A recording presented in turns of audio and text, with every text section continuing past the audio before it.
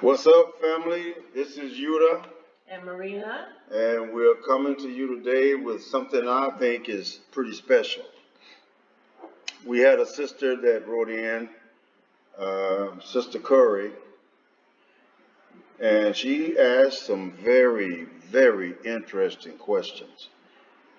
And like I said in previous lessons, I don't try to do a lesson every day or every week. I do them according to how the Most High sends them to me.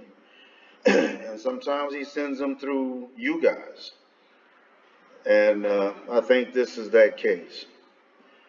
So I'm not going to read every everything she wrote, but I did put her letter on this lesson. And the reason I'm not going to read everything she wrote is because she gave me permission to share this, but some things I'm not sure if it's okay. So I'm going to try to just play it by ear. But the title to this lesson is "The Truth is in the Torah," and I think through this lesson you're probably going to see some key points that proves that very point, that it is not in any other book. It is strictly Torah, which is the only book that he gave us. So with that being said, let's get started. She wrote this letter to me, and I'm going to start out reading the first top half. She said, "I just wanted to reach out to you and thank you for sharing the truth regarding the scriptures. I recently began waking up since 2021. I began to have suspicions about the church and its practices. And she says she understands now that it's all paganism, all praises. However, she was not certain about the New Testament because there are many waking up who believe that it was distorted, and it was, and is. And the so-called JC was black and not white." So let me point something out here. JC was black and not white. Here's what they did, people. When they figured sooner or later we would catch on to this white JC. So they probably asked themselves, well, what do we do if they figure this out? And they probably said, well, just give them a black JC. And we still got them. But the truth of the matter is, there was no black JC and there was no white JC. And the proof is 1 Baruch 3 and 23. Y'all write that down. 1 Baruch chapter 3 20 and verse 23. So, and we are reading from the Sefer. We're reading from the Sefer. So if you have a Sefer, look up 1 Baruch chapter 3 and verse 23. Now, if you don't have a Sefer, do what I do. If my book is upstairs and I'm downstairs, rather than walk all the way up those stairs, I just go online and type in Google the chapter, well, the book, the chapter, and the verse. And I've been pretty fortunate to come up with it. But there was no black JC, and neither was there a white one. She says, yet it does not align with the Old Testament and the Most High. Now, she uses this term, sonini nanini. Now, I looked that up, and I'm a little hesitant to use that. And the reason why is because it came up in relations to, what's the word I'm looking for here? Numerology. Numerology was one, and paganism another. So, like I've always taught in my lessons, the safest thing to do, because none of us really knows for sure the name that he chose to go by. So I use Most High Creator of Abraham, Isaac, and Jacob, or Holy Father, and I don't see how you can go wrong that way. So I would recommend that you do that. You can go on YouTube, and there is 100 different names that people all over YouTube are using. Okay, and I just don't feel comfortable with that. And I don't think it's a good idea for you to do it, but you do what you want. I'm just telling you what I recommend and what I think is safe. But this Sonini Nanini is supposed to be the Most High. But I'm just going to say the Most High, creator of Abraham, Isaac, and Jacob, does not share his glory with another. All right? Now, that point is a good point. Because if we know what his glory is, which is his power, right? And he says right here that he does not share it with another. That means anybody besides himself. So we know from that statement alone that he could not have given any power or any glory to JC, whether black or white.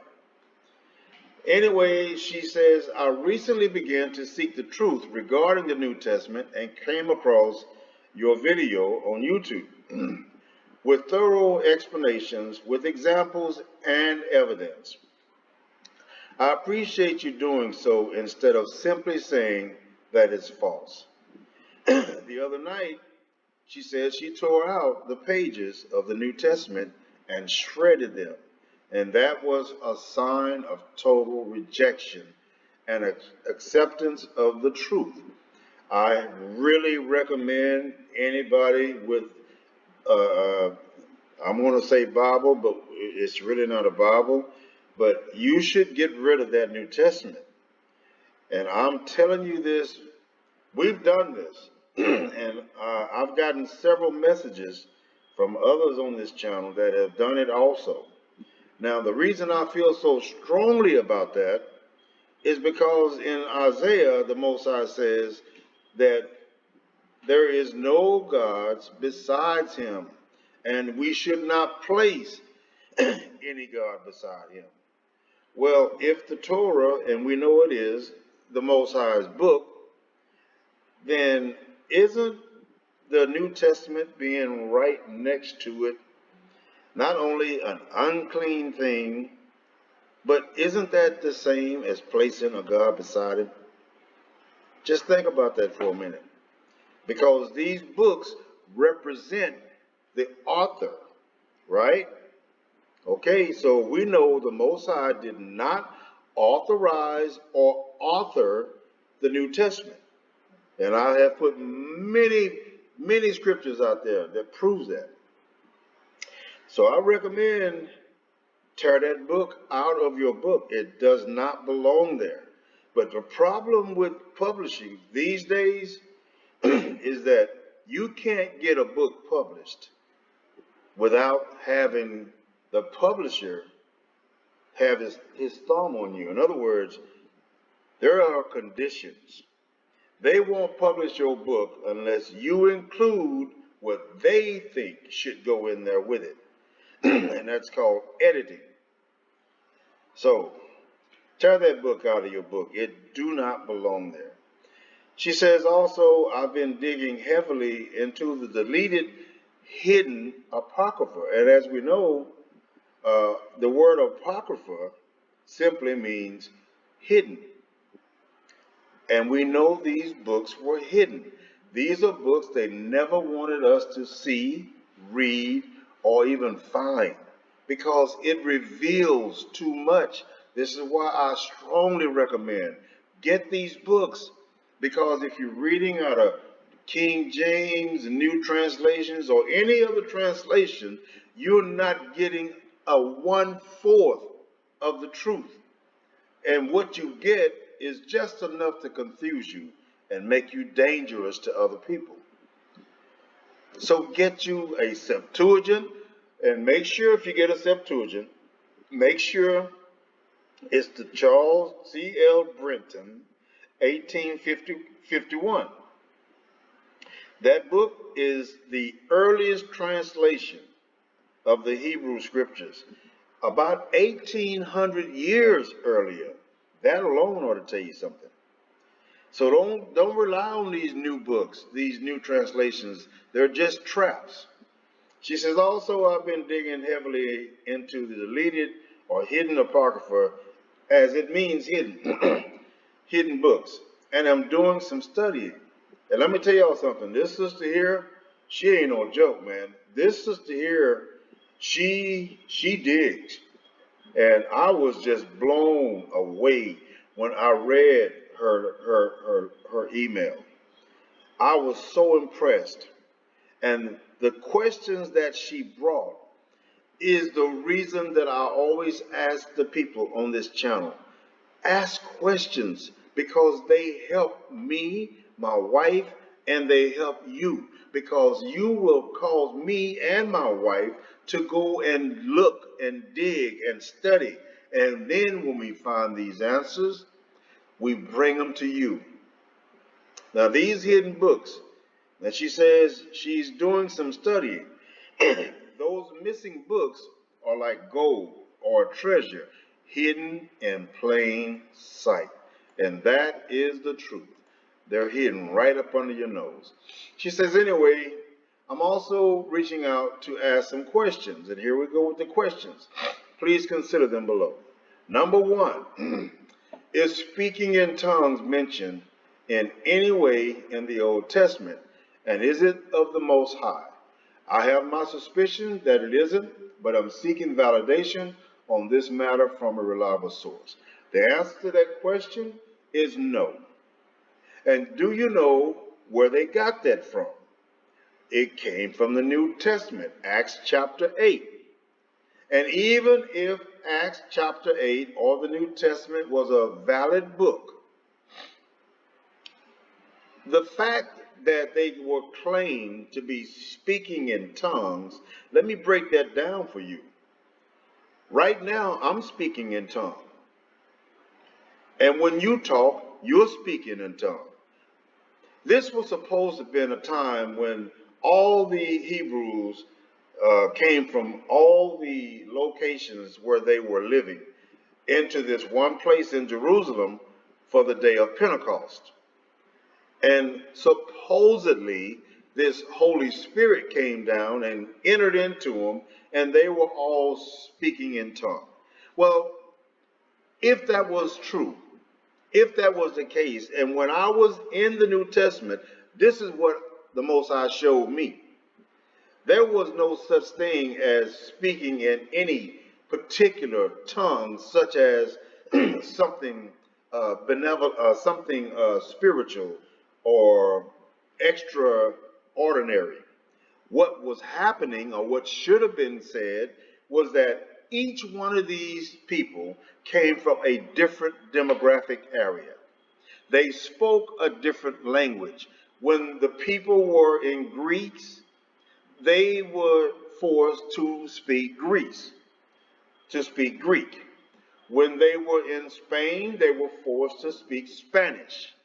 When they were in Rome, they were forced to speak Roman, Italian.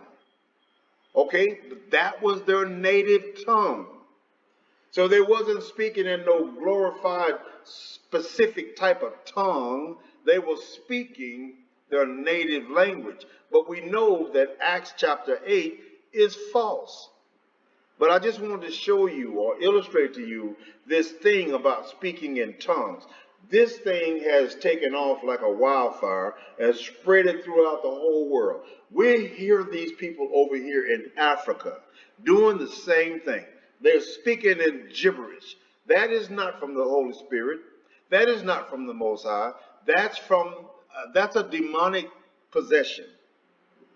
When that happens, and it does happen, but it's demonic. That has never been shown to happen in the Old Testament or the Torah. Not once. So number 2, is speaking in tongues demonic? I just answered that. Yes, it is. Calling on spirits. You're calling on spirits. You're calling on spirits. So that is demonic. You might as well be practicing numerology or gematria. Number 3, she said, I understand there is no Trinity, and that's true. There is no Trinity. But how would you explain the Holy Spirit since it was never mentioned in the Old Testament? When the churches mention the Holy Spirit, are they referring to what some call the Kundalini Spirit? I broke that down. Let's look at the Kundalini Spirit. The definition: it is a serpent. Kundalini is the power of the divine mother that awakens in those who earn it. Kundalini is the energetic basis of becoming an angel. Does anybody find something wrong with that? Buddha, Master, etc. Arthur Samuel on Weir. Kundalini is described as a sleeping, dormant potential force in the human organism. It is one of the components of an esoteric description of the subtle body, which consists of nadis, that is, energy channels. What does that tell you? You know what a channeler is? It is a seer. That is a person who reads your palms, a person who predicts your future. You know, the Most High says if you need to know anything, you come to Him. You don't go seeking some spiritual guidance, which they call familiar spirits. I'm sure y'all have heard of that. But these are channels, chakras, psychic sentries, prana. Which is practice in yoga. That it's the same as practicing yoga, believe it or not. A lot of you may have or may be engaged in yoga practices. If you are, get out of it. Get out of it. And bindu, drops of essence. This description, this definition by itself should turn anybody away from such practices. Number 4, based on this spirit that they speak of in the New Testament, many people today claim they have it and experience a strong, elated gripping, feeling in their chest, or a strong nudge. Would you say this is of the Most High or the enemy? It is definitely of the enemy. The Most High has never dealt with any of the prophets, major or minor, in the Old Testament. Okay, so that is from the enemy. This is why that the people who are trapped in the New Testament have such a hard time getting out, because they have been taught there is no need to read the Old Testament. You have a new covenant. This is what they've been taught. So they believe they have a brand new covenant, which simply means you don't have to go back over there to that old stuff no more. We got a brand new thing going now. This is the 2000s. Oh, so they don't get to see these messages from the Most High.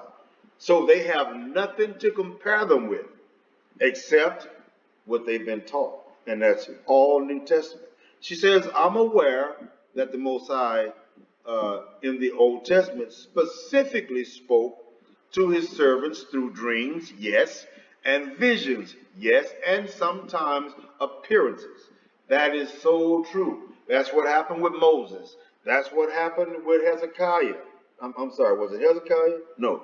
Moses, was it David, King David? It wasn't King David?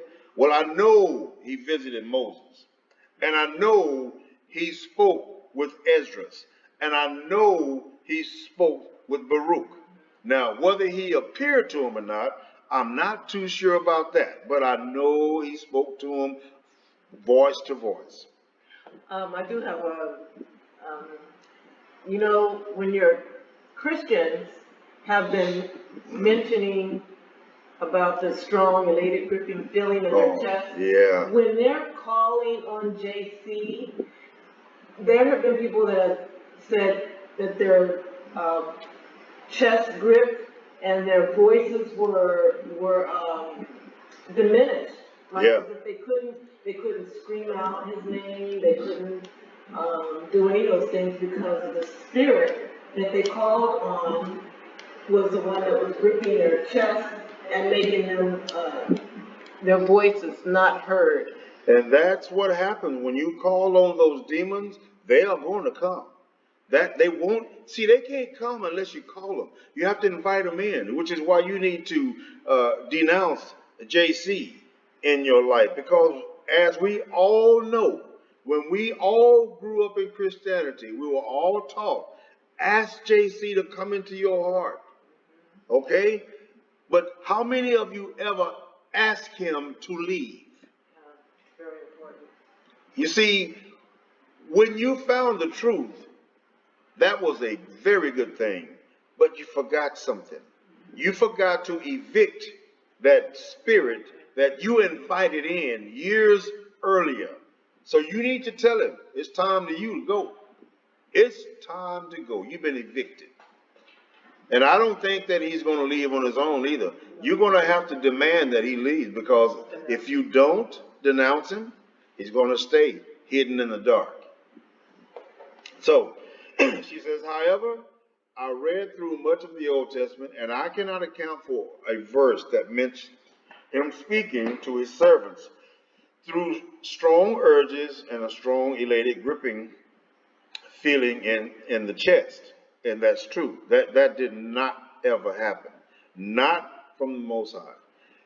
I've had such feelings before, and it nudged me to consider certain decisions and directions, and that's what that demonic spirit does, that were not prudent.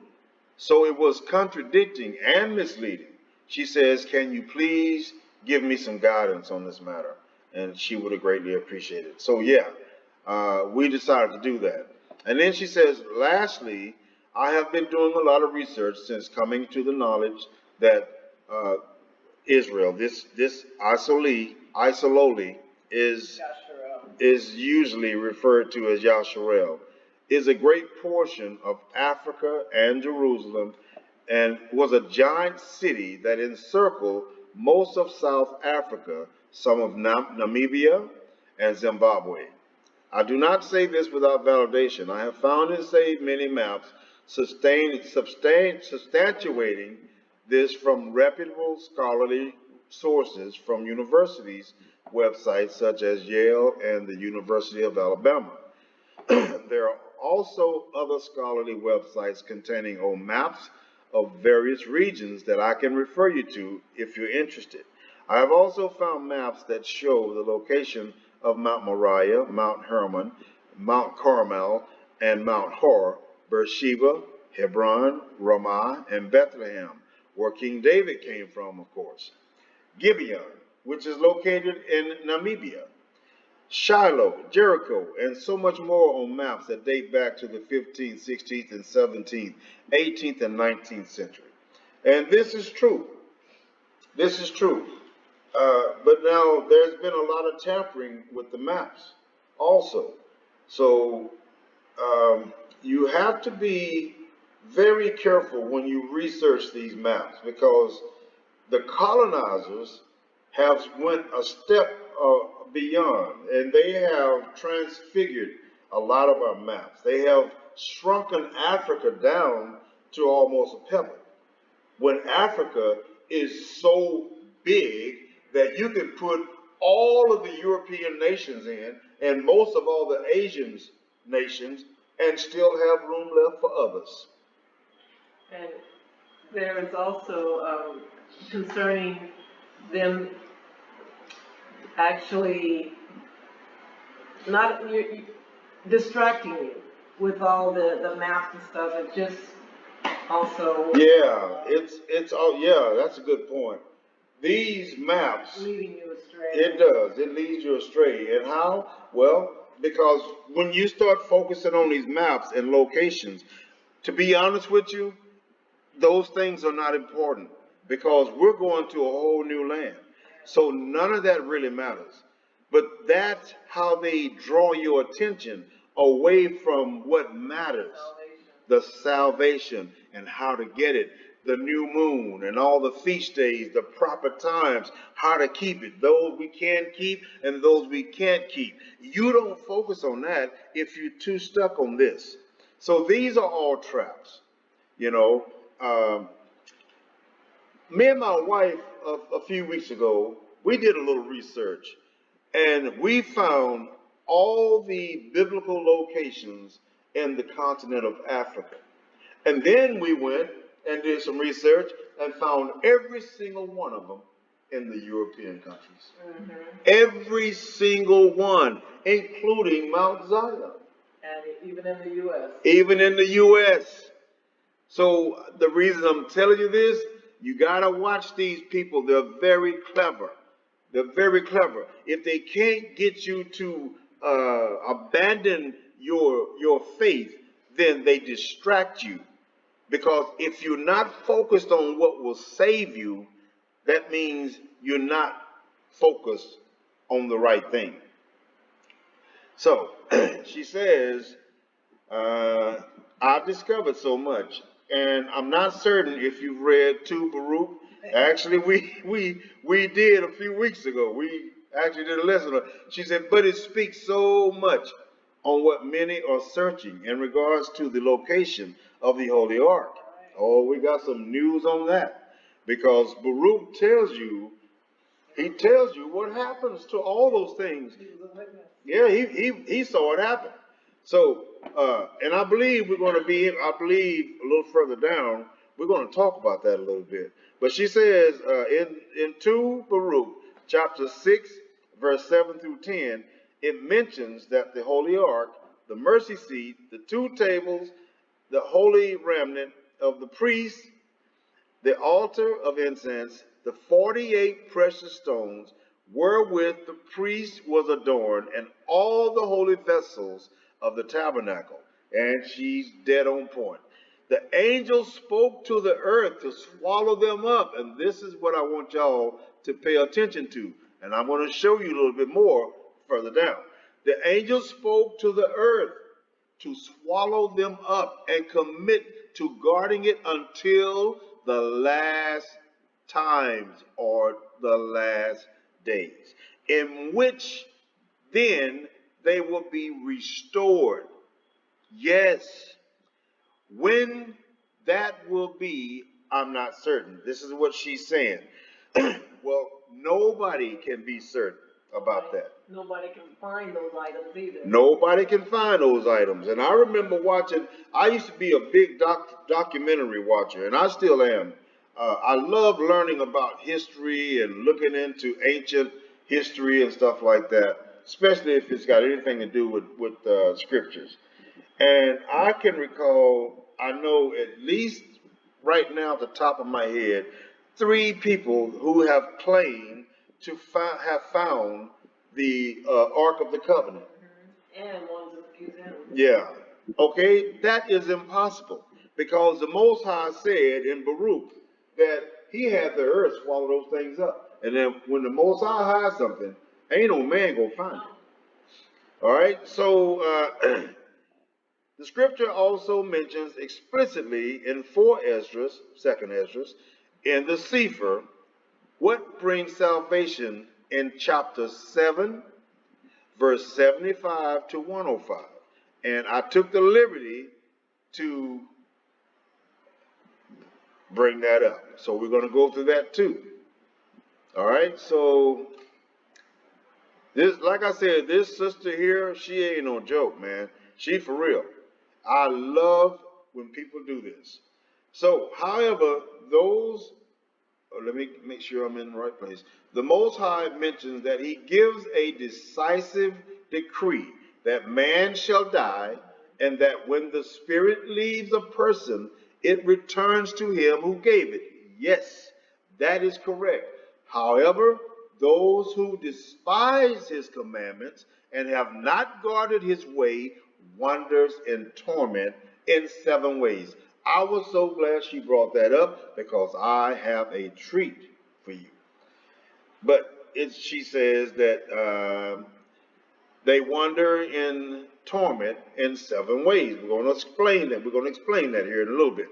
As for the ways, commandments, and withstood danger every hour, that they might guard the Torah of the Torah giver perfectly, they will see with great joy the glory of him who receives them, and shall rest in 7 orders. Did you notice something different here? Up here, it says 7 ways. All right? These are the ones who ignore and disobey the Torah. Right here, it says 7 orders. These are not different by coincidence. There's a purpose for that. In 4 Ezra, chapter 7, verse 88 to 90, if you continue reading, it will explain the 7 ways of the wicked in the torment and the 7 orders of the righteous in rest. This totally eradicates the false salvation doctrine mentioned in the New Testament. Okay? She's completely correct about that. And this is something that should be so obvious to a so-called Christians. But you know why it's not? Because they don't read the Torah. They don't touch the Torah. They only believe in the new covenant. They really think there's a new covenant. And the Most High says, he said, I will make a new covenant. I will is a future prediction word. It is a future reference. And that is when he comes back. Well, we know he hasn't come back yet, has he? So since he hasn't come back, this could not be. It could not be a new covenant. And it explains why books such as these were discounted and hidden in plain sight. You got that right. So now let's just go look at 2 Baruch chapter 6, verse 7 through 10. And I saw him descend in the holy of holies and take from there the veil and the holy ark. Now this is the angel that is taking all of these precious treasuries out of the tabernacle and getting ready to bury them in the earth where no man can find them, and take from there the veil and holy ark and the mercy seat and the 2 tables and the holy raiment of the priest. Okay, now let me just stop right here. Without this,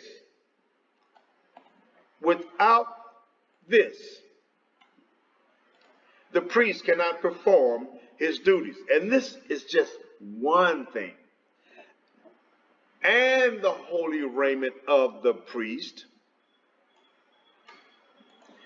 and the altar of incense. The priest gotta have that. Y'all tell me, you show me one priest on this planet that is of Israel that is in captivity and he has these things. Show him to me, please.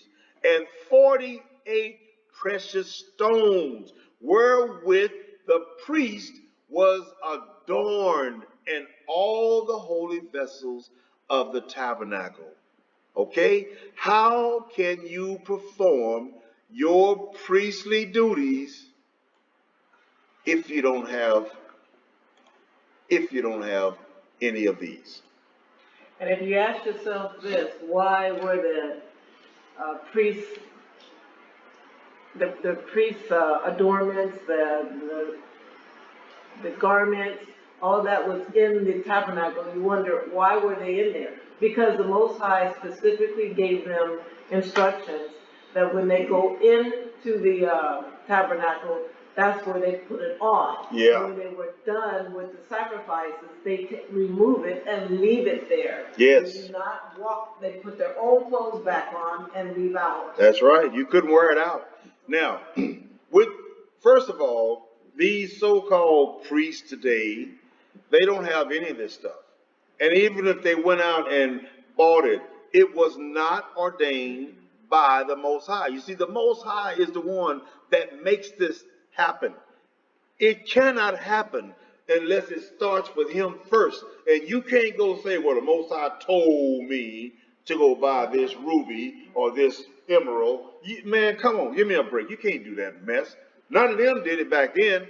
Nobody did that. And he spoke to the earth. Y'all hear me? And he spoke to the earth with a loud voice. Earth, earth, earth, hear the word of the Almighty God and receive what I commit to you. That's these things that I just showed you just above. And guard them until the last times. All right? That means these items will not be seen again until the last days. We are living in the last days, but not the last times. So that when you are ordered, you may restore them. Listen, people, if the Most High had ordered the earth to spit these things up and restore, that would have made major worldwide news. There wouldn't have been no way to hide that. Okay? So that strangers, listen, so that strangers may not get possession of them. Who are the strangers? The other nations. That's the other nations. For the time comes when now, let me read that again. So that strangers may not get possession of them. The other nations. Who are the ones that always claiming they found these things? Other nations. It's always the other nations. They are liars. They are habitual liars. The Most High says the truth is not in them.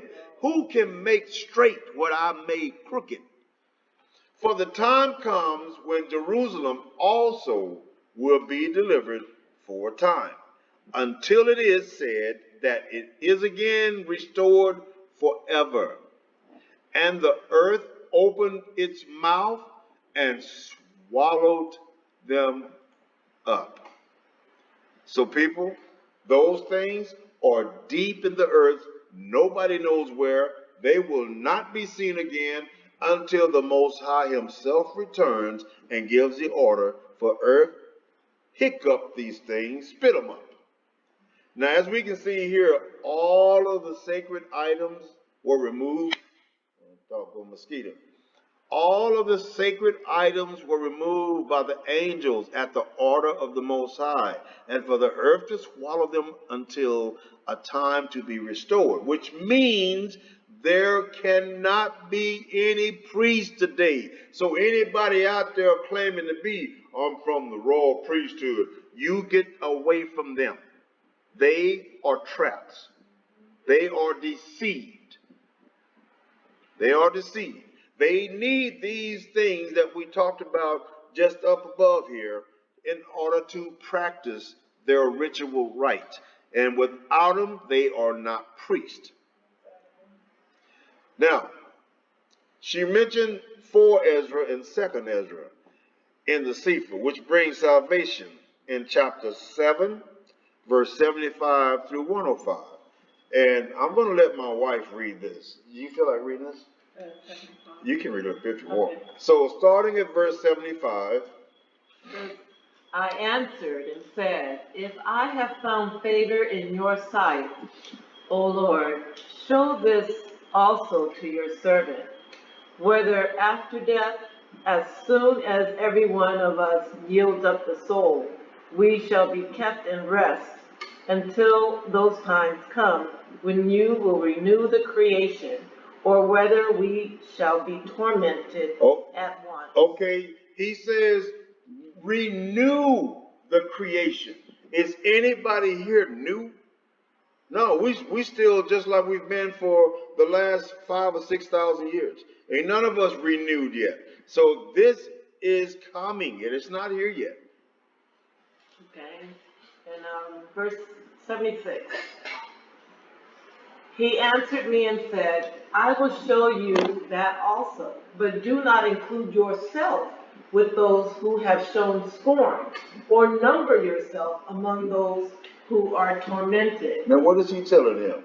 He's telling them, why are you including yourself as the tormented one? Here he is speaking to the Most High's angel and to the Most High. Would the Most High speak to just anybody? Mm-hmm. If he, I was like, Yeah. he was a righteous man, and he's calling himself as one of the others. Yeah, he put himself in the midst of the other crooked. Yeah. Yeah. And the Most High told him, don't. The angel told him, don't include yourself with that group. Don't do that. Mm-hmm. All right. And this is a message for the people too. The message here is, if you are living your life the way you should, don't include yourself in the number of those who you know are wicked. Don't mingle with these people. You cannot save them. They cannot save you. And that goes for even your own people. The Most High said that even if Noah, Abraham, and Jacob were to be here now, none of them could save the other. They have to be responsible for their own soul. So that tells you that no man can save you. That means JC, me, my wife, or anybody else. You have to save yourself. So in verse 77, for you have a treasure of works stored up with the Most High, but it will not be shown to you until the last time. He's still talking to Baruch. Was it Baruch or Ezra? Ezra. So in other words, Ezra is righteous, and he has done righteous works. Yeah, and they're stored up. And listen, I'm glad you said that. Righteous works. Listen, guys, let me tell y'all something. Nobody seems to be really focusing or teaching about your works. When you share the truth with another person, and you do this on a continual basis, do you not know you're putting in work? Do you not know this is being recorded? Because you're going to see that again. For you have a treasure of works stored up with the Most High. But it will not be shown to you until the last times. So if you've given someone food, yes, hungry, yes, that's righteous works. Everything as far as following the law, statutes, and commandments, those are your righteous works. That's right, and they've been recorded. Mm-hmm. Now you're on so on 78.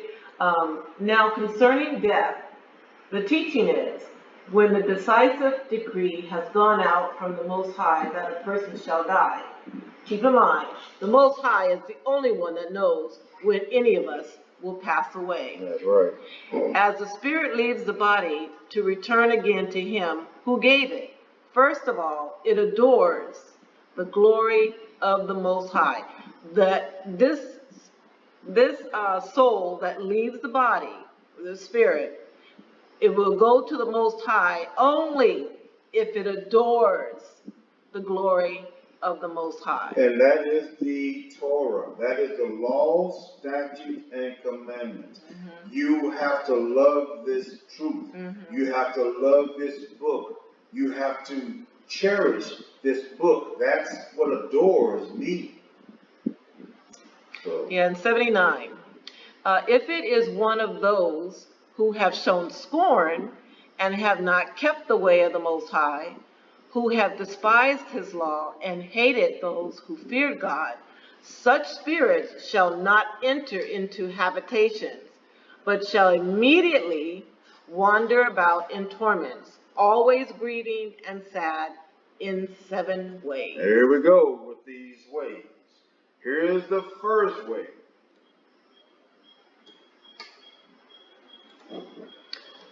The first way, because they have scorned the law of the Most High. The second way, because they cannot now make a good repentance so that they may live. So if you die without repenting to the Most High, you lost. You lost your chance. The third way, they shall see the reward laid up for those who have trusted the covenants of the Most High. So they're going to see those who are righteous, who have done righteous works, they're going to see their reward given to them. Yeah. The fourth way, they shall consider the torment laid up for themselves in the last day. So there will be a movie or a picture or something that will show them what is laid up for them for torment, for not following the law, statutes, and commandments. The fifth way, they shall see how the habitations of the others are guarded by angels in profound quiet. They will see their righteous rewards. They will see the righteous being guarded by the angels. That would be amazing to see that, and you're not going to get it. Yeah. The sixth way, they shall see how some of them will cross over into torments. So they'll see how they're going to get there, what they're going to wind up seeing when they do get it. I mean, it's a horrible, sad thing to see. Yeah. And these are the ways of the disobedient. Yes. That's why it's called the ways. It is the ways of the disobedient, the unrighteous spirit, the unrighteous soul, the unrighteous person, the one that don't believe the Torah, the one that's stuck in the New Testament, the one that think JC is their savior. Mm-hmm. This is these people. The seventh way, which is worse than all the ways that have been mentioned, because they shall utterly waste away in confusion and be consumed with shame, and shall wither with fear at seeing the glory of the Most High, in whose presence they sinned while they were alive, and in whose presence they are to be judged in the last times. That's scary. That's powerful too. Yeah. So now this is the order of those who have kept the ways of the Most High, when they shall be separated from their mortal bodies. Wow. During the time that they lived in it, they laboriously served the Most High and withstood danger every hour, so that they might keep the law of the lawgiver perfectly. Therefore, this is the teaching concerning them. Here we go. First of all, they shall see with great joy the glory of him who receives them, for they shall have rest in 7 orders. Here's the orders.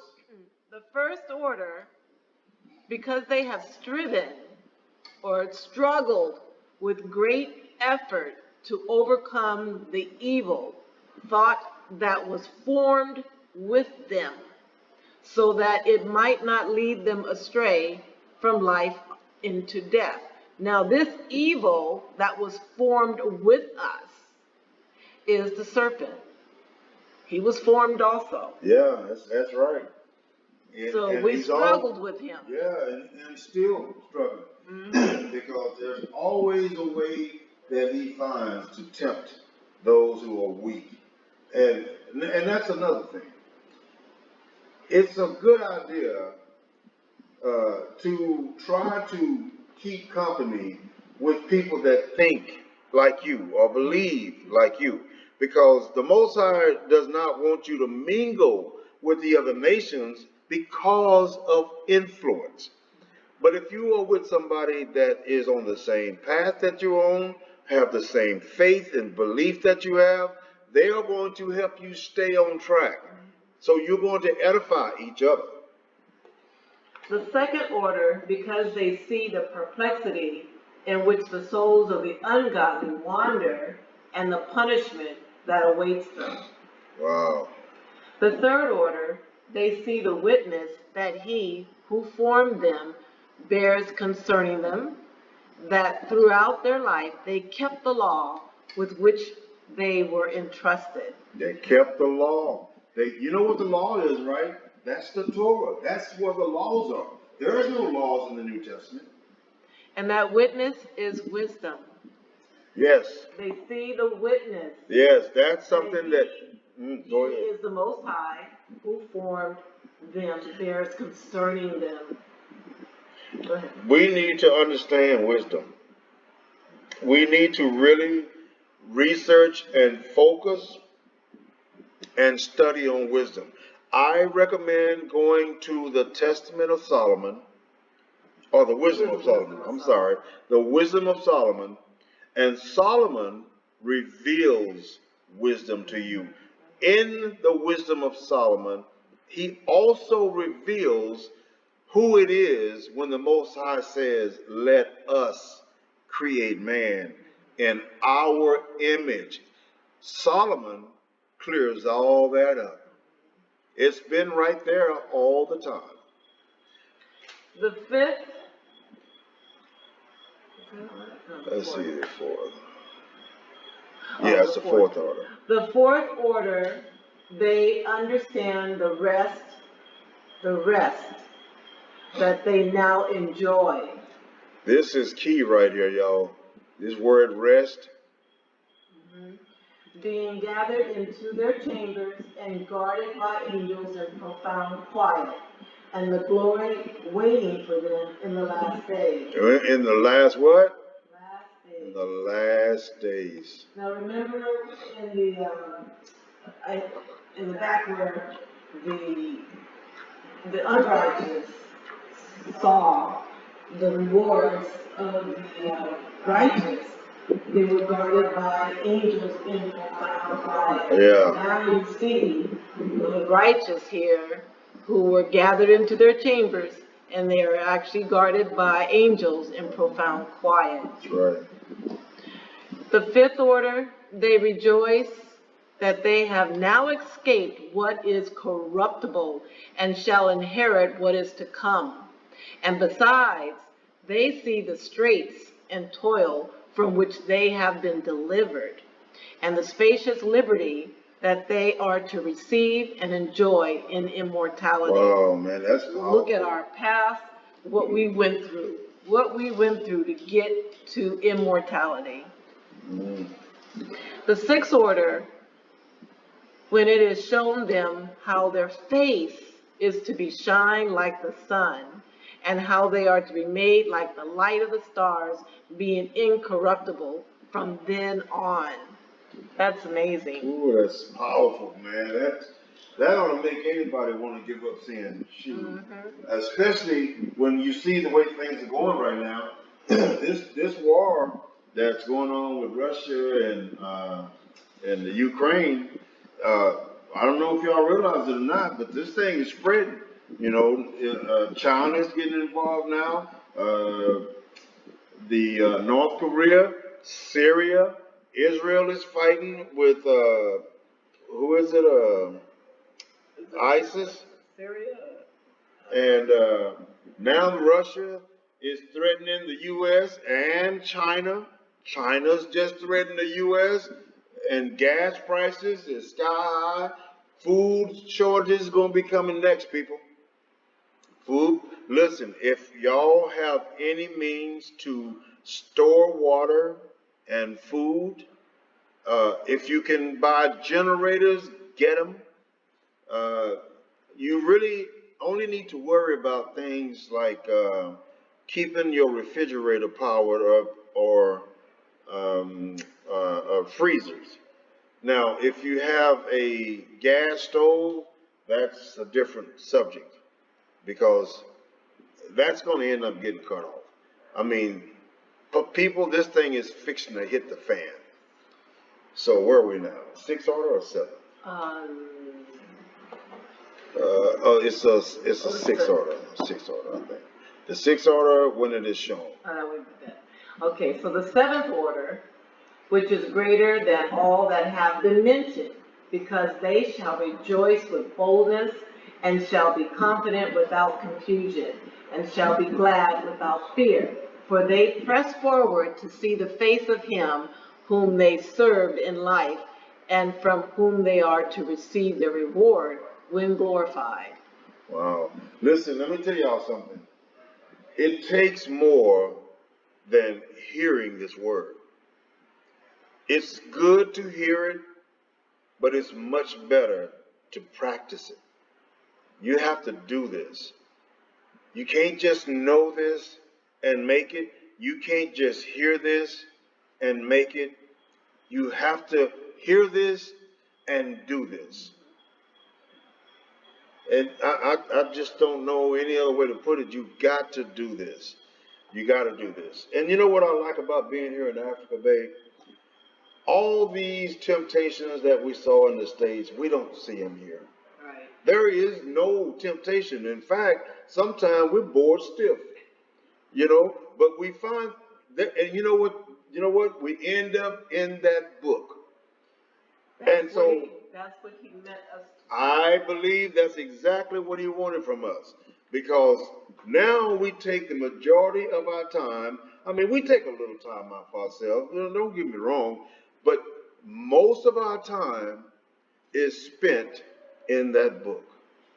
So we don't have anything that's tempting us. There is no tight jeans and mini skirts and all this stuff that would normally draw somebody's eyes over to the right or over to the left. It just ain't here. Most of the women here, they wear skirts dragging the ground and covered up. And sometimes you can't even see nothing but their eyes. I love it here. And now did you finish the seventh order? Yes. Okay. So here's verse 99. This is the order of the souls of the righteous, as henceforth is announced, and the previously mentioned are the ways of torment, that those who would not give heed shall suffer hereafter. Then I answered and said, will time therefore be given to the souls after they have been separated from the bodies to see what you have described to me? He's asking the Most High, when the spirits have left the bodies, are you going to give them time to see all the rewards or the torments that you just described to me? That's kind of funny. Yeah, it is funny.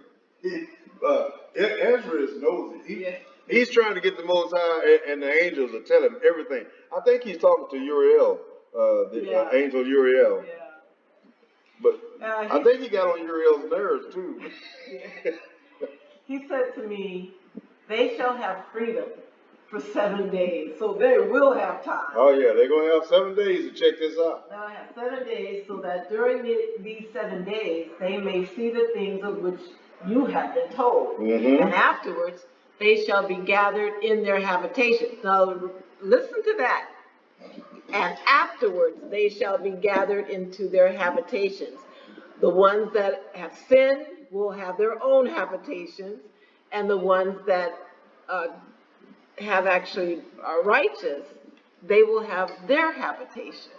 So yeah, they're gonna be separated. Mm-hmm. They're gonna be separated.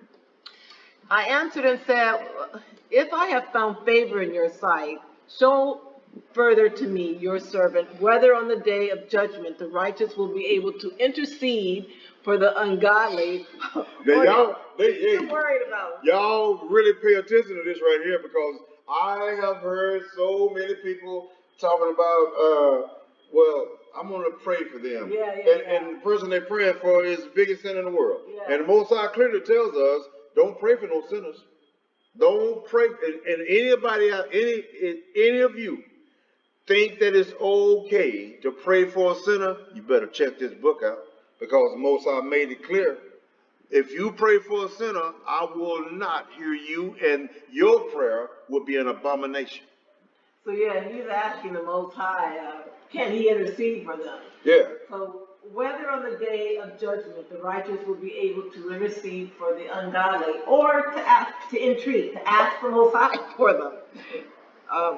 Fathers for sons, or sons for parents, brothers for brothers, relatives for their kindred, or friends for those who are most dear. Y'all hear that?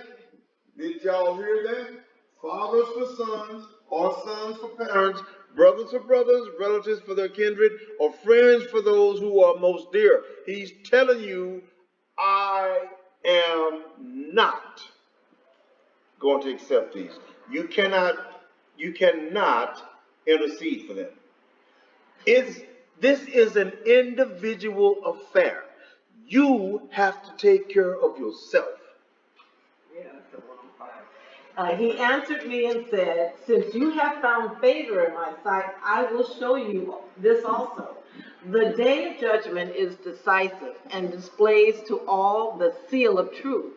Just as now a father does not send his son, or a son his father, or master his servant, or friend his dearest friend, to be ill, or sleep, or eat, or be healed in his place. So no one shall ever pray for another on that day, neither shall anyone lay burden on another. For then all shall bear their own righteousness There it is. and their own unrighteousness. There it is, right there, y'all. And she says, lastly, the scripture speaks of a second Exodus. Okay, before I get into Jeremiah, I just want to comment. There definitely is going to be a second Exodus. It's already begun. And when I say begin, I don't mean that the people have actually started the Exodus. We're in the gathering stage. The people are being called to gather. All right? So they're gathering those that are able. They're gathering in the place where he placed his name. And from there, they will be led to the new Jerusalem. But we're not going to get deep into that right now, but let's check out. Yeah, something? About that the Most High shall set his hand again the second time and recover the remnant of his people, which shall be left from Assyria, Egypt, Pathros, Cush, Elam, Shinar, and Haman. Okay, that's Isaiah, right? Yeah, it's in Isaiah, but she's referring to the second Exodus. Yeah, and I believe I have that right here, 11:10. Yes. Yeah. So that's. Yeah, I was going to get to way that. Up there.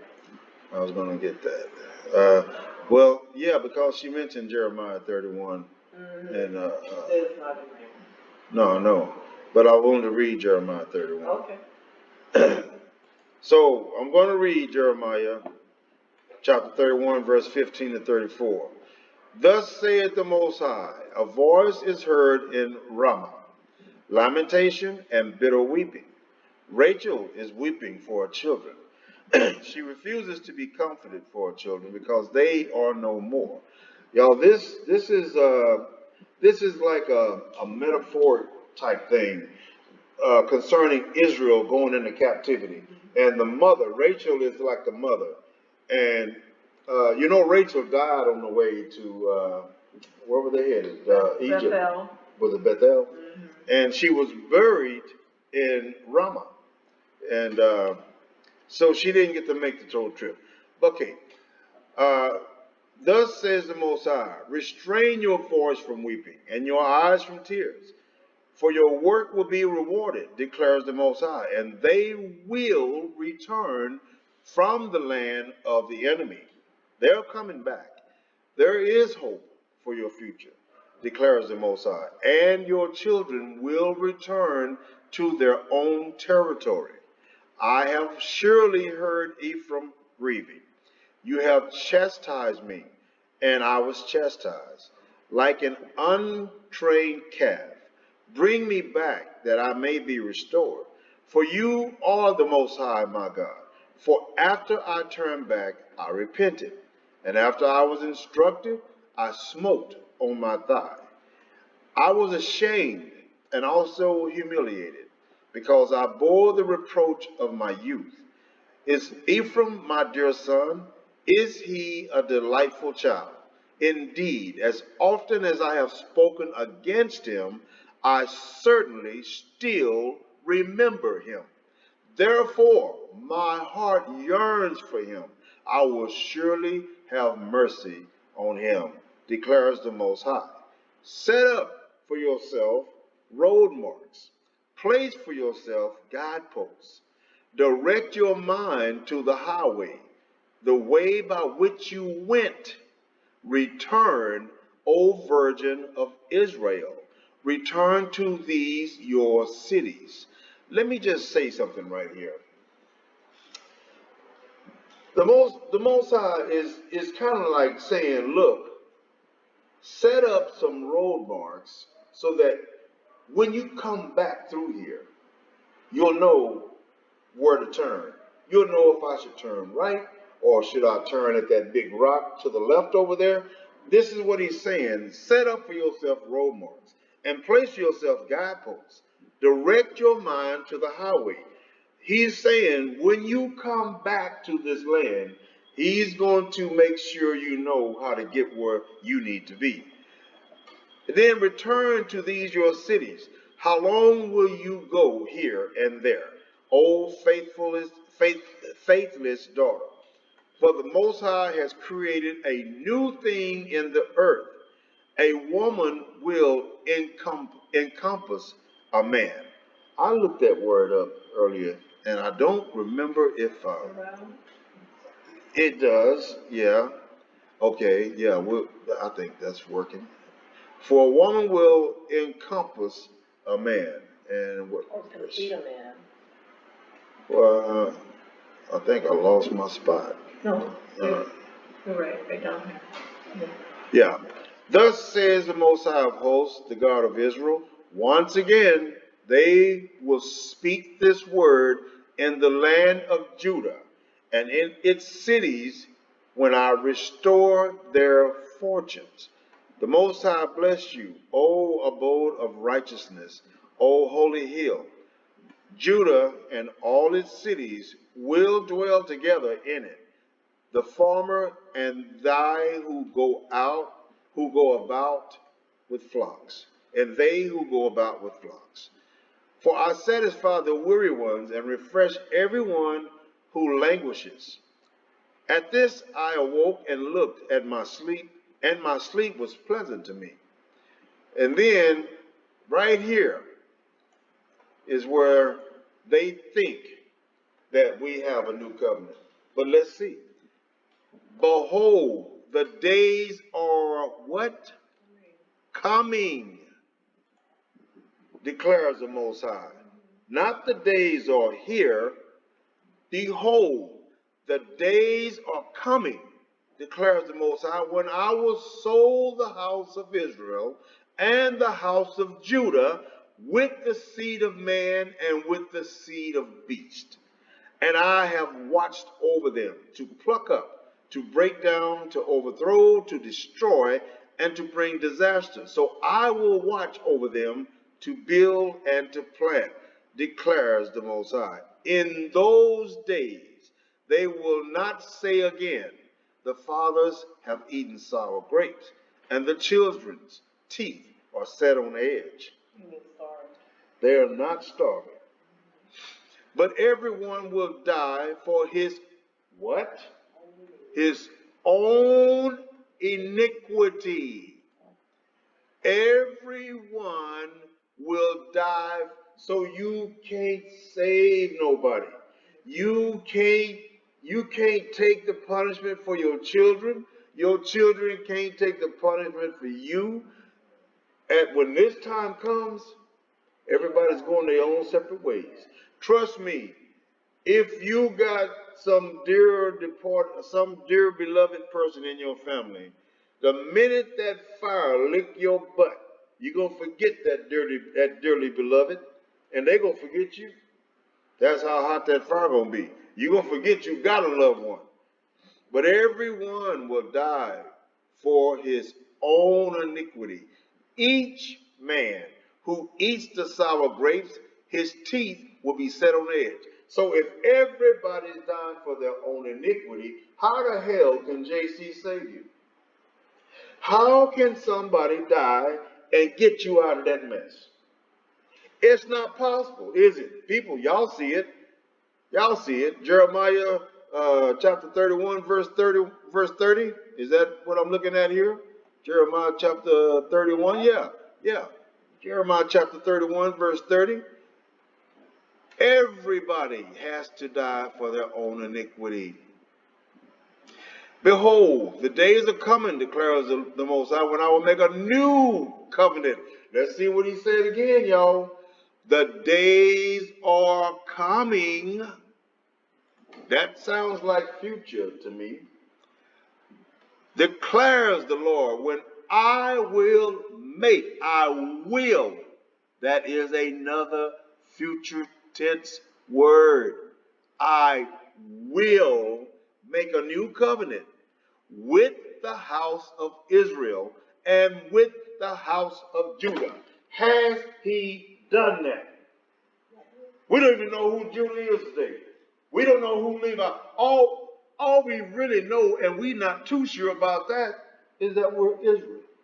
And the only proof we have is the book of Deuteronomy. And we still don't know for 100%. But this tells us the days are coming. And I will make a new covenant with the house of Israel and with the house of Judah. There has not been no covenant made with the house of Judah and the house of Israel because we don't even know where we are.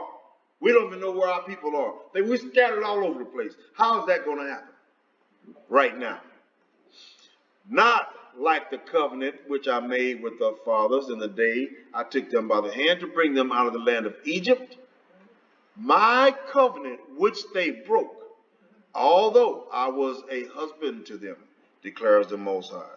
But this is the covenant which I will make with the house of Israel after those days. I don't know how much clearer that can get.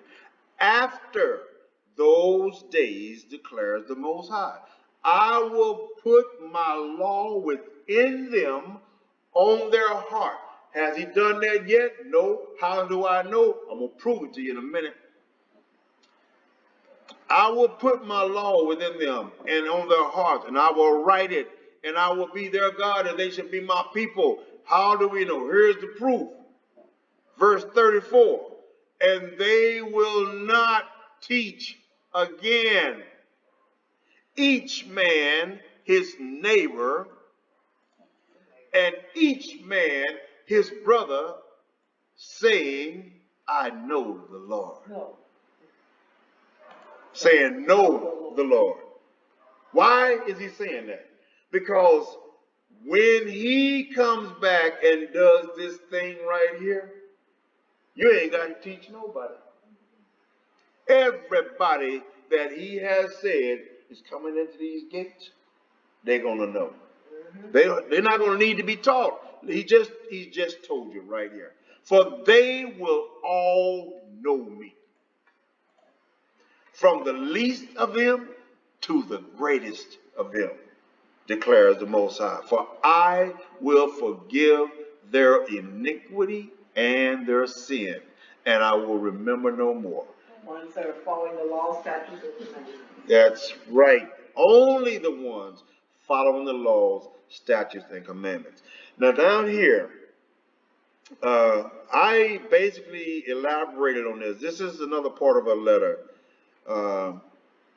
Let me kind of just read over it real quick. Let's see.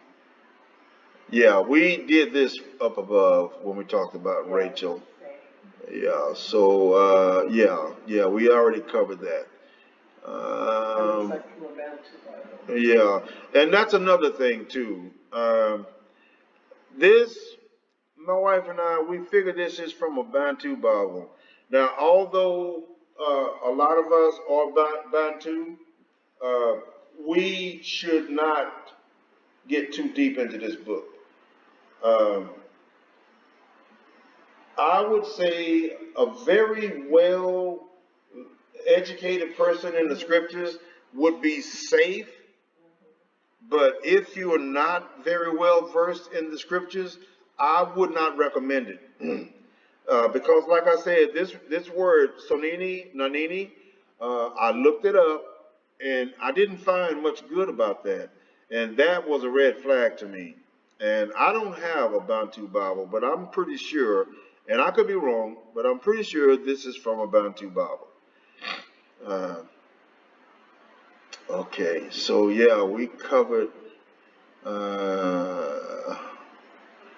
covered most of this. Yeah. Yeah, yeah, we did. We covered all this. Okay. So now I wanted to add Joel chapter 3 and verse 21 because it was mentioned, I believe, in this letter that uh, we've been contaminated with the blood of other nations. And that's true. There's barely any one of us that has not been contaminated with those heathens' blood. But Joel chapter 3 and verse 21, for I will cleanse their blood that I have not cleansed, for the Lord dwells in Zion. So our blood is going to be clean. Awesome promise. That is a huge promise. And that should make a lot of people feel pretty good because I know none of us want to have anything to do with those heathens. Not after what they did to us and the way they treated our people. I don't want one drop of their blood in me. But nevertheless, we didn't have a choice. They raped our women, and most of the time they made the husband stand there and watch. And sometimes they would tell the husband, your wife, she better act like she like it. If she didn't act like she liked it, they were going to kill her or him. And Isaiah, you were looking at Isaiah just a minute ago, right? Isaiah 11, verse 10 through 16. You want to read that? Okay. In Isaiah 11 and 10. And in that day there shall be a root of Jesse. You got to in parentheses, David's father. That's right. I want to know. Which shall stand for an ensign of the people. The people are Israel. To it shall the other nations. Some translations say Gentiles.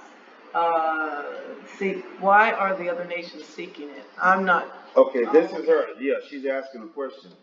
And she was saying that why are the other nations seeking it? I'm not certain. Are they trying to stop this from happening? And his rest shall be glorious. What's going on right here is, and I'm going to show you, I believe I put it down here. The nations that he has spared. Yeah, where did I put that?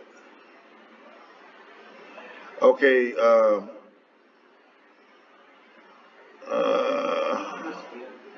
it's somewhere here.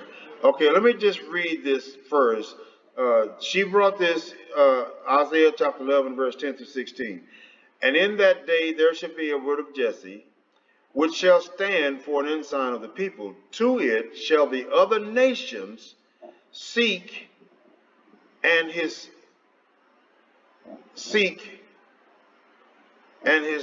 rest shall be glorious. Okay, Second Baruch, chapter 72, verse 2. Hear now also regarding the bright lightning, which is to come at the consummation after these black waters. This is the word. After the signs have come, of which you were told before, when the nations become turbulent and the time of my Messiah, which is David, is come. He shall both summon all the nations. Now listen closely. And some of them he shall spare. Why? Because he promised us slaves. So if he destroys all the nations, then he's going to break his promise to have given us slaves. So he's going to spare. Now that does not include Edom. Sorry to say that. It is what it is. I didn't write it. I'm just telling you what it says. But he says none of Edom will be spared. None. Absolutely none.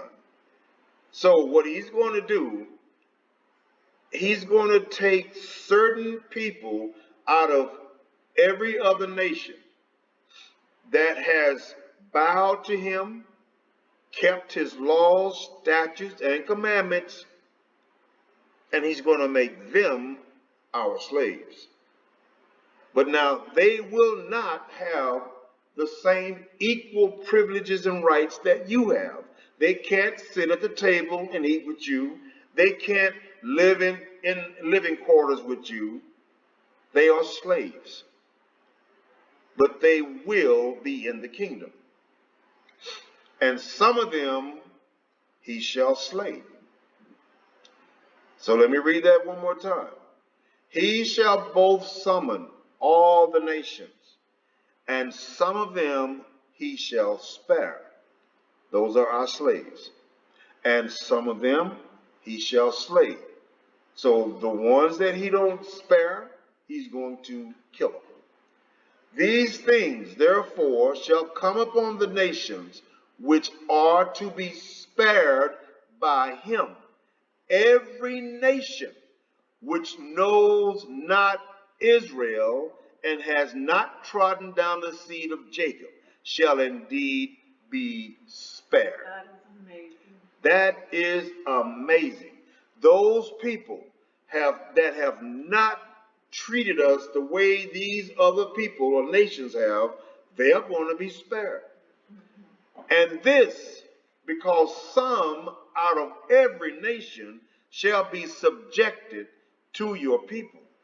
But all those who have ruled over you or have known you shall be given up to the sword. So that answers this question right here. Some translations say Gentiles. Why are the other nations seeking it? These are not speaking of the general sense of the nations. It's a particular pick from these nations. It's a particular people. Very special people, not more special than you, but because they did not trodden down on you and they didn't hang you and burn you alive and rape your daughters and all this kind of stuff, they're going to be spared. They're going to be spared. And as far as the second Exodus goes, let's listen to this. And it shall come to pass in that day that the Most High shall set his hand again the second time to recover the remnant of his people. All right? When they brought us out of the land of Egypt, that was the first time. Here's the second time. He's going to recover the remnant. Why is it the remnant? Because, as the Most High said, only 1/3 is going to make it back. That means 2/3 of our people are going to be destroyed with these nations. And those people are Israelites, but they are the 10 tribes, or the 9.5, something like that. Which people? Oh, the remnant? It's not actually Assyria or Egypt or Babylon. Those are Israelites that are coming out of those countries right there. Yeah. Say that again and make it clearer so they'll understand. The remnant of his people are the ones he's pulling out of Assyria, Egypt, Pathros, Cush, and Elam. They're not Egyptians. They're not Hamites. They are Israelites that are in those countries. Just like a lot of our people is in the United States and in other parts of the world. You know, it doesn't make them. I tell people all the time, just because I'm from America doesn't make me an American. I'm a black man, and I could have only come from the heritage of a black land. And there is no such thing in that region. So, and he shall set up an ensign for the nations, and shall assemble the outcasts of Yasharel, and gather together the dispersed of Judah from the four corners of the earth. Now check this out. The envy also of Ephraim shall depart, and the adversaries of Judah shall be cut off. Ephraim shall not envy Judah, and Judah shall not vex Ephraim. You know, Judah and Ephraim used to fight all the time. Okay? He's saying right here, that ain't gonna happen no more. They ain't gonna do no more of that fight. They're gonna get along with each other. But they shall fly upon the shoulders of the Philistines toward the west. They shall spoil them of the east together, just like they did in Egypt. They shall lay their hand upon Edom and Moab, and the children of Ammon shall obey them. And the Most High shall utterly destroy the tongue of the Egyptian sea. That means he's going to dry it up. And with his mighty wind shall he shake his hand over the river, just like he did with Moses with the rod. Remember that? Over the Red Sea? And shall smite it in the seven streams, and make men go over dry shod. And there shall be an highway for the remnant. Now y'all really pay attention to this word right here, because the Most High is telling you that there's only going to be a few. And that's going to be the remaining of the 10 tribes, which are over somewhere in America, and Judah and Ephraim, and the rest of the tribes. But you got to remember the numbers. Only 1/3. That is the 10 tribes, and Judah and the other 12, all the other two, all together combined is only going to be 1/3. That's what I'm trying to say. The 10 tribes, Judah and Ephraim, is only going to be 1/3. So we're going to lose a lot of people. And there shall be a highway for the remnant of his people, which shall be left from Assyria, like as it was in Yasharel in the day that he came up out of the land of Egypt. So y'all, I hope that this really helped with understanding, and I hope that I was able to help Sister Curry. If I didn't, Sister Curry, and you're hearing this message, you can either call me or send me another email. And if I missed something, please let me know. With that being said, I am Yuda. And I am Marina. And we're saying, Most High bless you. We love you. Shalom. Shalom.